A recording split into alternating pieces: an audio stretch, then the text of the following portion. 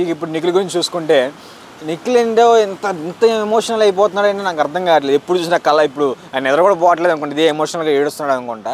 కళ్ళ కింద కారీ బ్యాగుల్లాగా నల్లగా తయారైపోయినాయి. ఇంత నల్లగా తయారైపోయి నిద్రపోకుండా ఒక డిప్రెషన్లో ఉంటున్నాడు అనిపిస్తుంది. ప్రతిసారి ఎక్కడ చూసినా ఏడుపు మొహం వేసుకొని వెళ్తున్నాడు.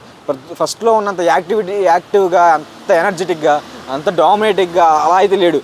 ఈ అంతటికి కారణం కంపల్సరీ సోనియా అని అనుకోవచ్చు. ఎందుకంటే తన మీద ఉన్న అంత పద్దాకులు వెళ్ళి నువ్వు ఇది అసలు ప్రతిదీ చెప్పడం కరెక్ట్గా అనిపిస్తుంది. అసలు సోనియానే ఏది చెప్తే అది చేస్తాడు మనోడు, అది కరెక్ట్ కాదు. సోనియా అంటే అంటున్నాడు, ఊ అంటున్నాడు.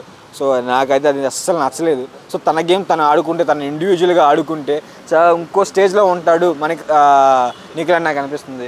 టాప్ 1లో ఉండే ఛాన్స్ అయితే ఉంది, అంటే టాప్ 2లో ఉండే ఛాన్స్ అయితే కంపల్సరీ ఉంటుంది నిఖిల్ అలా ఉంటే.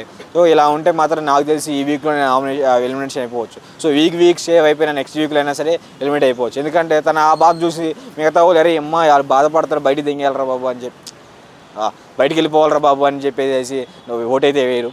సో అంత ఎమోషనల్ అవ్వాల్సిన పని లేదు. నేను నైనికాతో కూడా అంటున్నాడు, నేను మాట్లాడితే ఒక డామినేటింగ్ అంటున్నారు, నేను ఏది మాట్లాడినా ఏది చేసినా నేను ఎలా ఉన్నా ఒక అగ్రెసివ్ పర్సన్, లేదంటే డామినేట్ చేస్తున్నారు, లేదంటే యాటిట్యూడ్ ఇలా అనుకుంటున్నారు అందరూ. సో నేను ఎలా ఉండాలి? అలా ఎవ్వరూ అనుకోవట్లేదు. అక్కడ నీకు చెప్పింది ఏంటంటే యష్మి చెప్పింది ఇవన్నీ.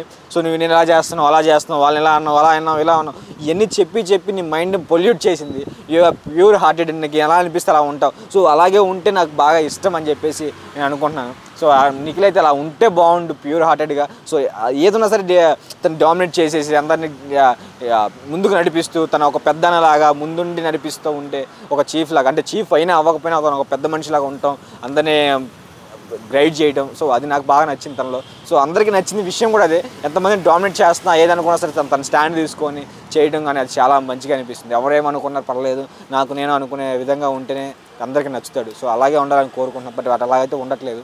సో చూద్దాం ఇంకా రాబోయే దాంట్లో ఎలా ఉంటాడనేది. సో ఇప్పుడైతే నాకైతే యావరేజ్ అనిపించింది నిఖిల్ అయితే.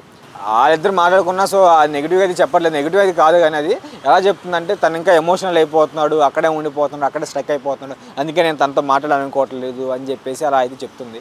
బట్ వాళ్ళిద్దరు అలాగే అనుకుంటున్నారు, వాళ్ళు బాగానే ఉన్నారు, బాగానే మాట్లాడుకుంటున్నారు.